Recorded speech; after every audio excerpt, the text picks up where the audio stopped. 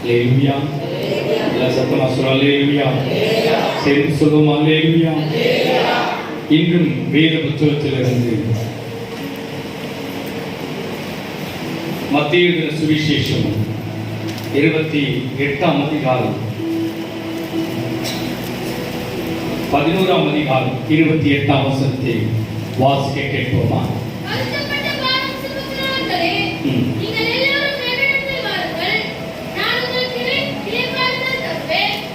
இந்த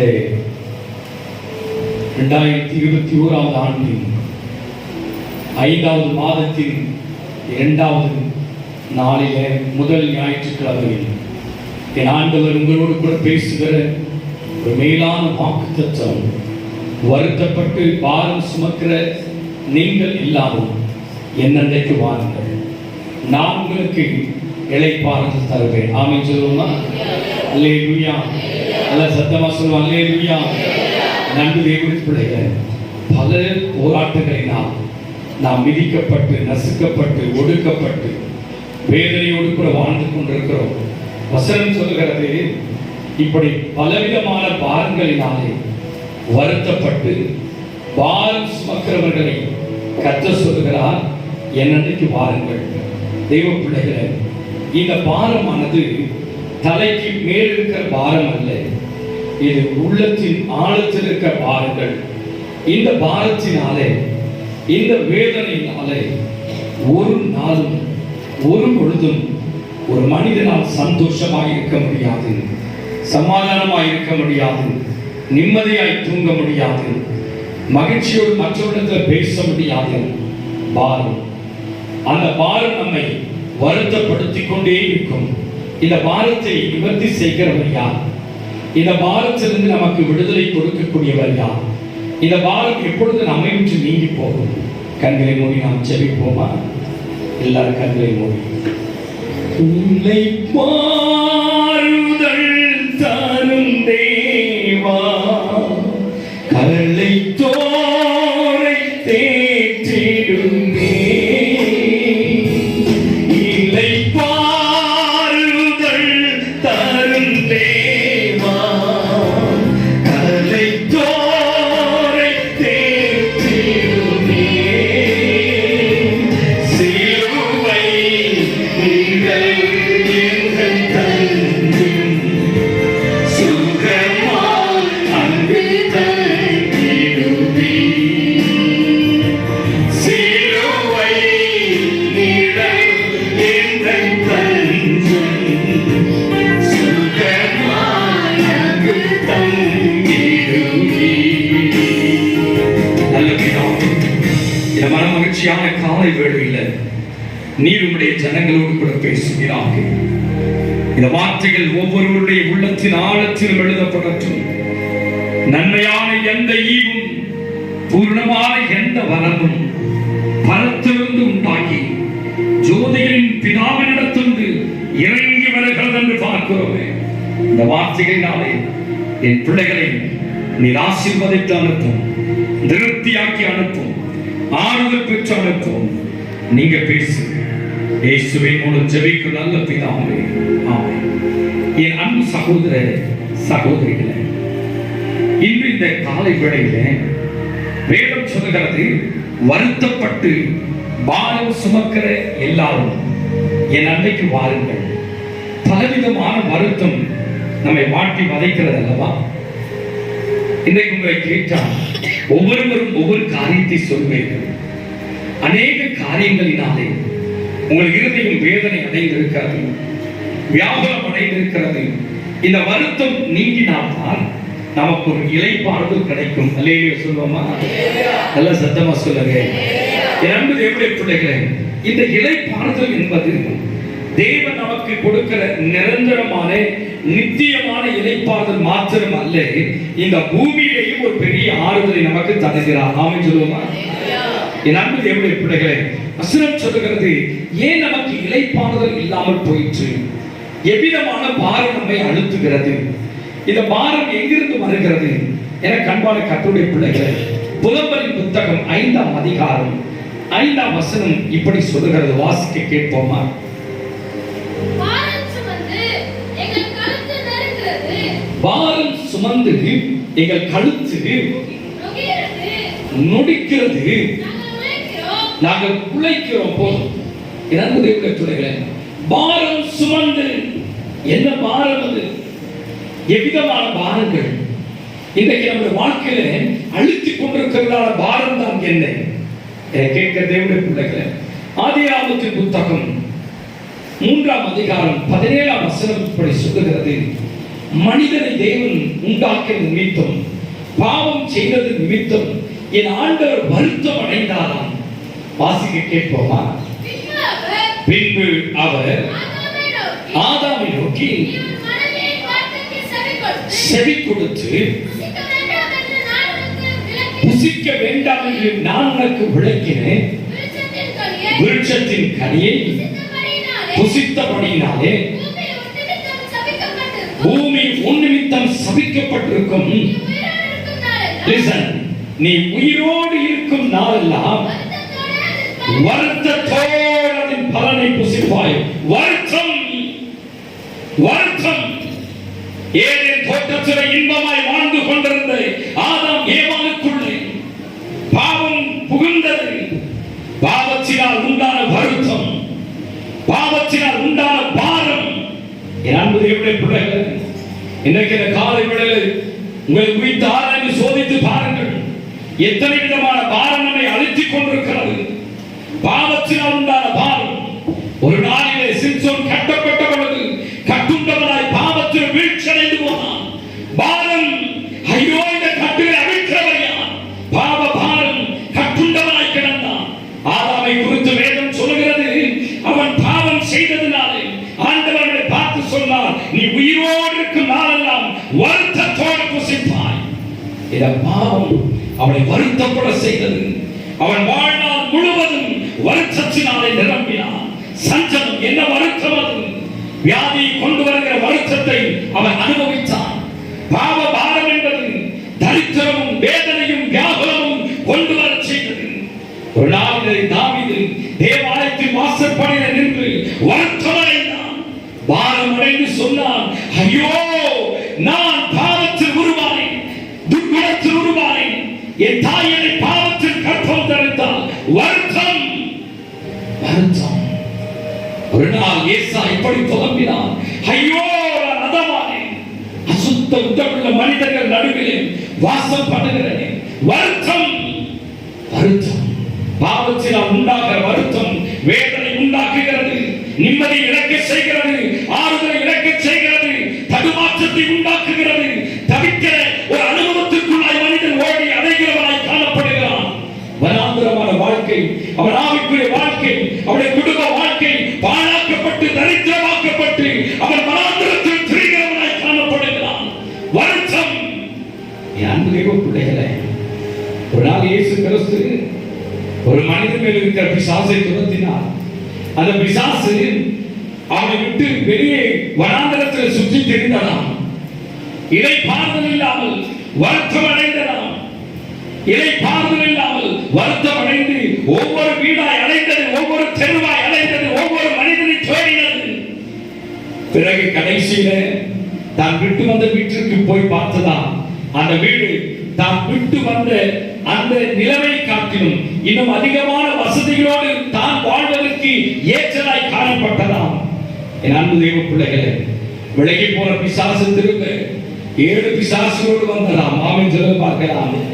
எத்தனை பெரிய வருத்தம், பாவத்தினால் உண்டாகிற வருத்தம், சஞ்சலம். பிரியமானவர்களே, பாவம் ஒரு மனிதனை வேதனை படுத்துகிறது. பாவம் ஒரு மனிதனை துக்கப்படுத்துகிறது. பாவம் ஒரு மனிதனை தவிக்க செய்கிறது. பாவம் ஒரு மனிதனை தனிமையாக்குகிறது. பாவம் ஒரு மனிதனுடைய குடும்பத்தை சஞ்சலப்படுத்துகிறது. பாவத்தினால் உண்டாகிற வருத்தம்.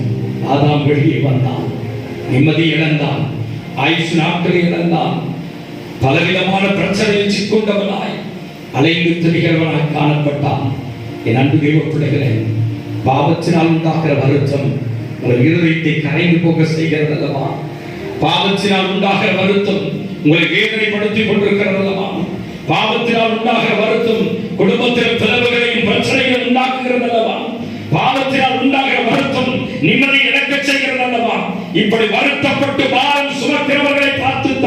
என் ஆண்டவர் ஒரு பிரத்யேகமான அழைப்பை கொடுக்கிறார். வருத்தத்தினால் வேதனை அடைந்திருக்கிற ஒவ்வொருவரையும் கர்த்தர் இன்றைக்கு ஒரு பெரிய அழைப்புக்குள்ளாக அவர் அழைத்து தன்னை சேர்த்துக் கொள்ள விரும்புகிறார். என் அன்பு தெய்வ பிள்ளைகளே, பாவம் செய்கிறதுனாலே நீ தூரமாய் போகிறாய். பாவம் செய்கிறதுனாலே திறந்து போகிறாய். உனக்கு ஒரு அழைப்பை தேவன் வைத்திருக்கிறார். ஒரு நாளிலே இளைய குமாரன் பாவம் செய்தவனாய் தேவனுடைய சமூகத்தை விட்டு தகப்பனை விட்டு தூரமாய் போனான். ஒருவேளை ஆகாரத்துக்கு வழி இல்லாமல், அடுத்தவை ஆகாரத்துக்கு வழி இல்லாமல், பன்றிகள் தின்னும் தவிற்றுக்கு கூட அவனுக்கு கிடைக்காமல் வேதனையும் வருத்தமும் அடைந்தான். வீசி எறியப்பட்டவன் வீதியிலே விழுந்தவன் வருத்தம் அடைந்து பிதாவை நோக்கி பார்த்து, தகப்பனே, உமக்கு விரோதமாகும் பரத்துக்கு விரோதமாய் பாவம் செய்தேன் என்று வருத்தம் அடைந்தான்.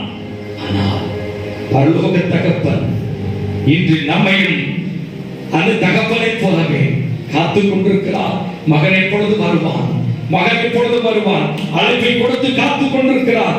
என்னை வாருங்கள், என்னை வாருங்கள். இப்படிப்பட்ட வருத்தத்தை சுமக்க உங்களுக்கு நான் ஒரு பெரிய ஆறுதலை கொடுக்க போகிறேன். இளைய குமாரன் தகப்பனுக்கு வந்த பொழுது அவனை கட்டிப்பிடித்து முத்தமிட்டு முத்திரை மோதிரத்தை கொடுத்து கொளுத்த கண்ணுனை அடித்து பெரிய விருந்தொன்றை பண்ணினான். தெய்வ பிள்ளைகளே, கர்த்தருடைய சமூகத்தில் நின்றிருப்பான். ஒரு பெரிய ஆறுதல் உண்டு, இளைப்பாறுதல் உண்டு. இரண்டாவது, ஒரு மனிதனுக்கு உண்டாக வருத்தம் என்ன? வசனம் சொல்கிறது.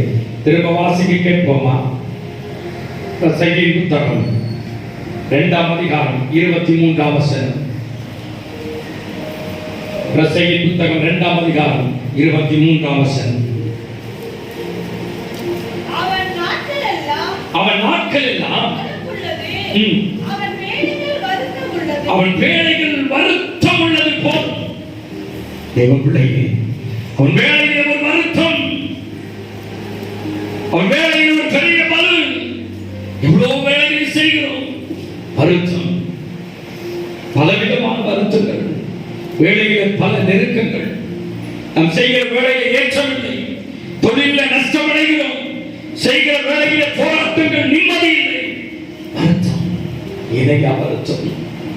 தெய்வ பிள்ளைகளே, தேவனோடு கூட நாம் இராத பொழுது, தேவனுக்கு உகந்த வாழ்க்கை செய்யாத பொழுது, தேவனுடைய திட்டங்களை அறியாத பொழுது, தேவ சித்தத்தின்படி செய்யாமல் போகும் பொழுது வருத்தம், மிகுதியான வருத்தம். ஒரு நாள் என் வேளையில வறண்டு போன பூமியை பார்த்தான் ஈசாக்கு. வறட்சி நிறைந்த இடம் அது. ஆண்டவரை பார்த்து கேட்டாப்பா, இந்த கேராரிலே நான் குடியிருக்க வேண்டுமா வேண்டாமா? கொடிய பஞ்சம் வந்திருக்கிறதே. வேதனை உள்ளவனாய், வருத்தம் உள்ளவனாய் அப்பாவை நோக்கி பார்த்தான். அவன் செய்கிற வேளையில ஆண்டவருடைய சமூகத்தில் நல்ல ஆலோசனை கேட்கும்படிக்கு அவன் தேவ பாதத்தில் போய் நின்றான். அப்பா சொன்னாரு, என்ன இருக்கிறது களத்துல? கொஞ்சம் நெல் இருக்கப்பா, களத்துல கொஞ்சம் நெல் இருக்கு. அப்பா சொன்னாரு, வறண்டு போனது நினைக்கிறியா? அதுல வருத்தம் அடைந்திருக்கிறியா? கவலைப்படாதே, இந்த நெல்லை கொண்டு போய் உன் நிலத்துல நீ விதைக்க ஆரம்பி. ஒரு அல்லேலூயா சொல்லுங்க பார்க்கலாம். என் ஆண்டு தேவனுடைய பிள்ளைகளை, இந்த ஆண்டு கூட என் நிலத்துல விதைக்கிறதுக்கு முன்னாடி நான் போனேன். நான் போயிட்டு ஒரு ஜபத்தை பண்ண, ஆண்டவரே, இந்த விளை நிலத்துல இந்த நாற்றை நடுகிற பொழுது நீ சகலத்தையும் அதினதின் காலத்துல நேர்த்தியாய் செய்து முடிக்கிற தேவன். நடுபொழுது தண்ணி இல்லை, நடுபொழுது சொல்லாங்க நாட்டெல்லாம் முடிஞ்சு போச்சு, இதுக்கு பிறகு நீங்க விவசாயம் பண்றீங்களே, இப்பதானே மழையும் வரப்போகுது, இதுக்கு பிறகுதான் மழை வரும், எல்லாம் வீணாயிடும். ஏன்னா தேவனுடைய பிள்ளைகளை, அது கர்த்தரினோடு கூட இருந்தால் எந்த ஆண்டிலும் இல்லாத அளவிற்கு இந்த ஆண்டிலே நிறைய நெற்களை அறுக்கும்படி கர்த்தர் கிருபை செய்தார். நாம சொல்ல பார்க்கலாம்.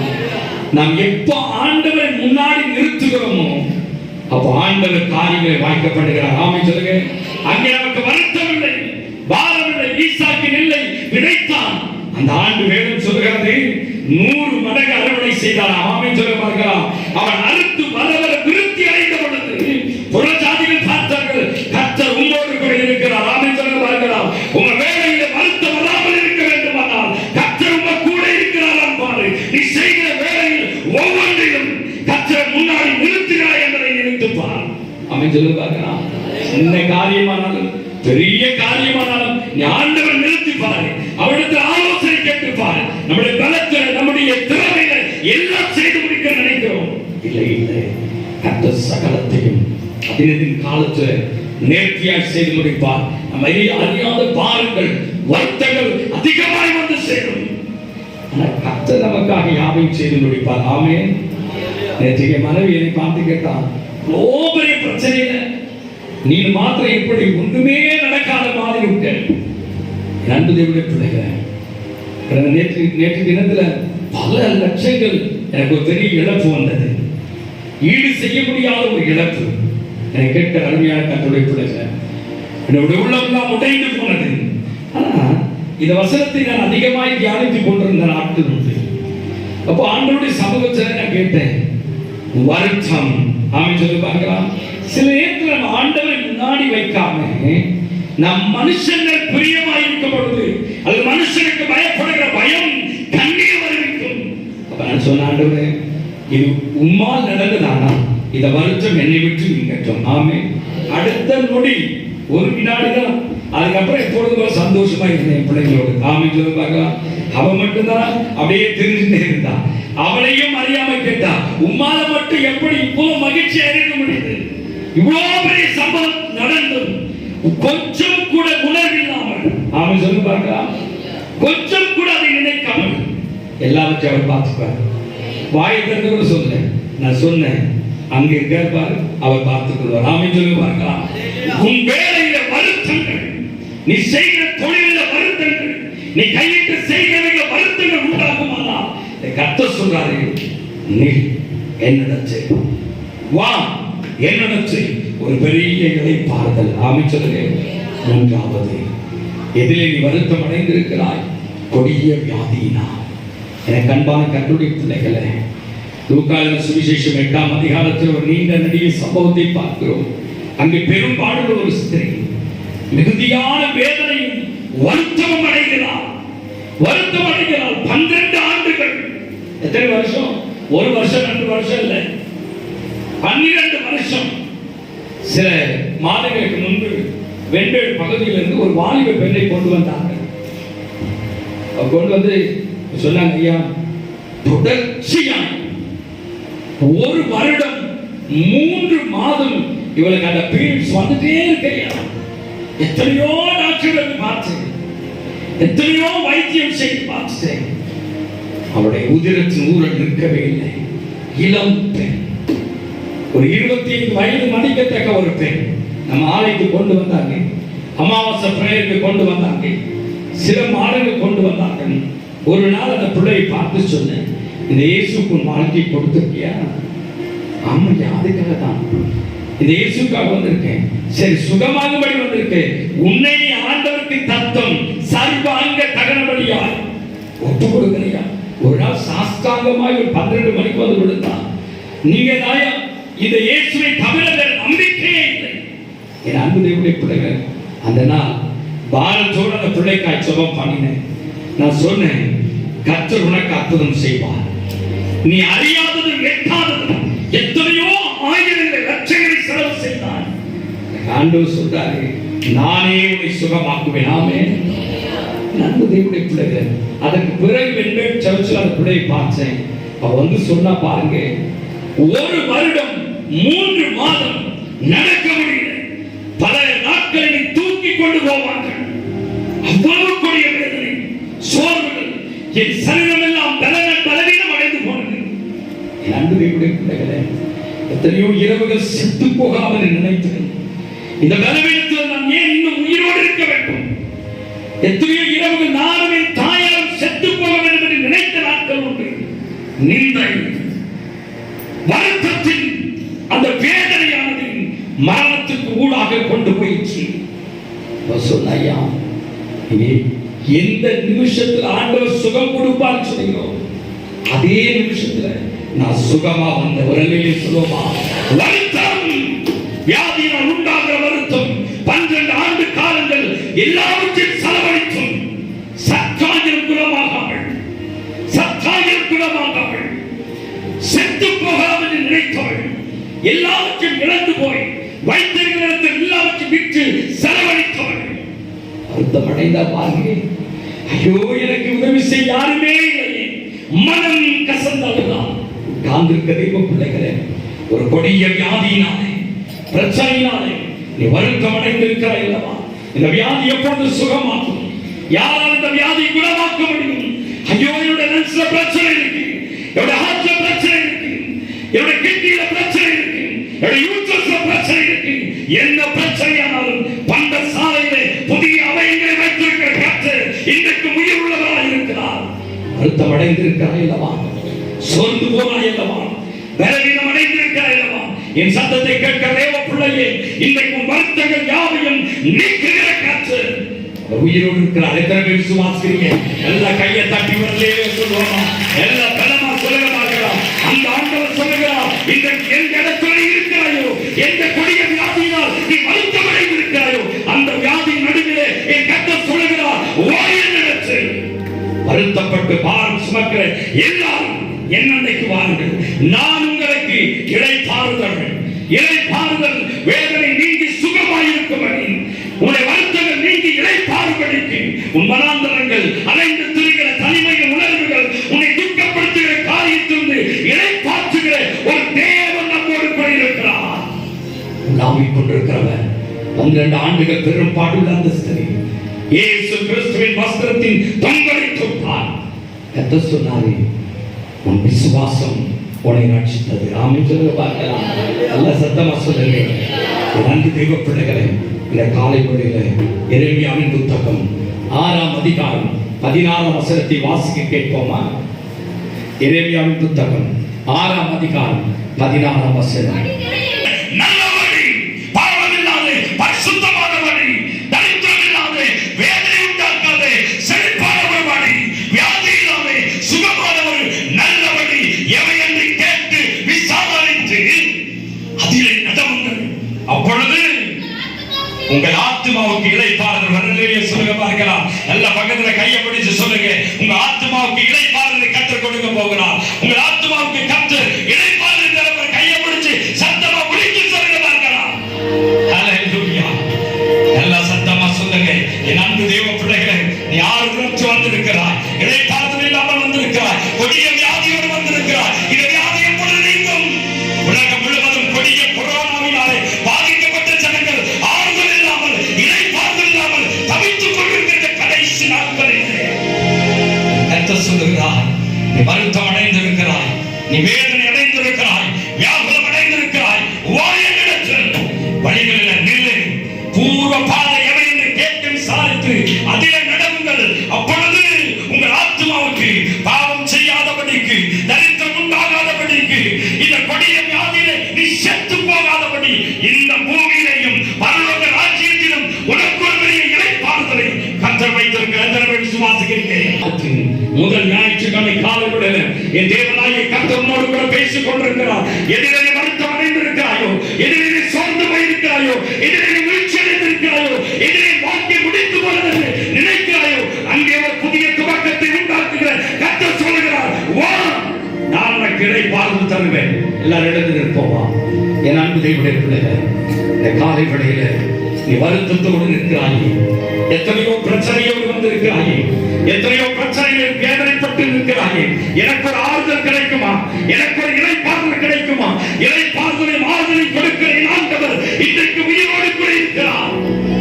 ஆண்டவரே, நான் மனுஷனை நம்பி ஏமாந்து போயிட்டேன், நான் மனுஷனை நம்பி தோற்று போயிட்டேன், என் வேலையை நம்பி வீழ்ச்சி அடைந்துட்டேன், என்னுடைய சுயத்தினால பாவத்தில் மூழ்கி போனேன். வருத்தம் சுகமே இல்லப்பா, வருத்தம் அடைந்து வந்திருக்கிறேன், ஆறுதலே இல்லை.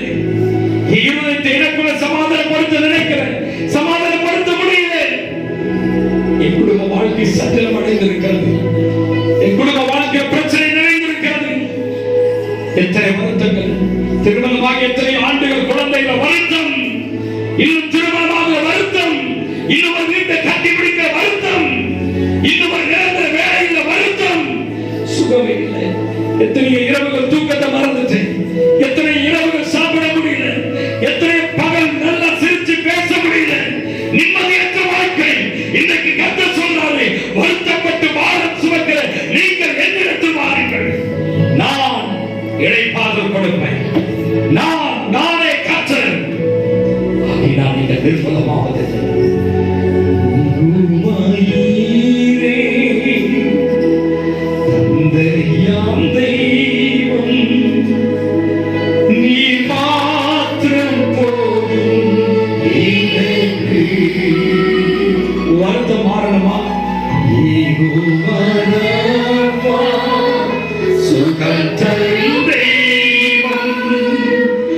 உன் தாளம்புகளால் சுகமானி யெகோவா ஷம்மா என் கூட இரு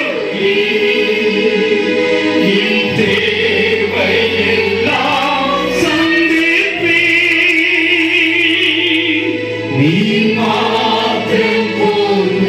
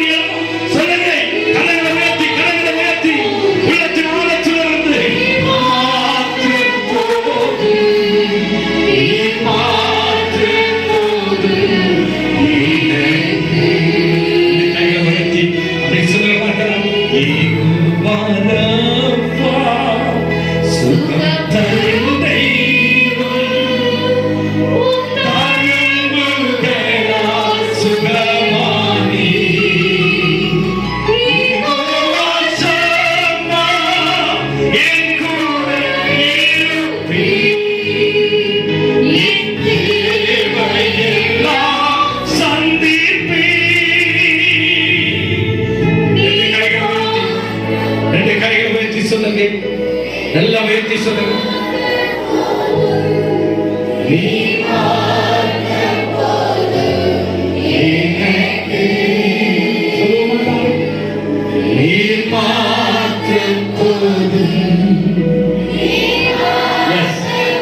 அவன் கூட இருந்த இளைப்பாறுதல், அவன் கூட இருந்த ஆறுதல், அவன் கூட இருந்த நிம்மதி வரும். சொல்லி பாருங்க. நீர் மாற்றம் போதும்,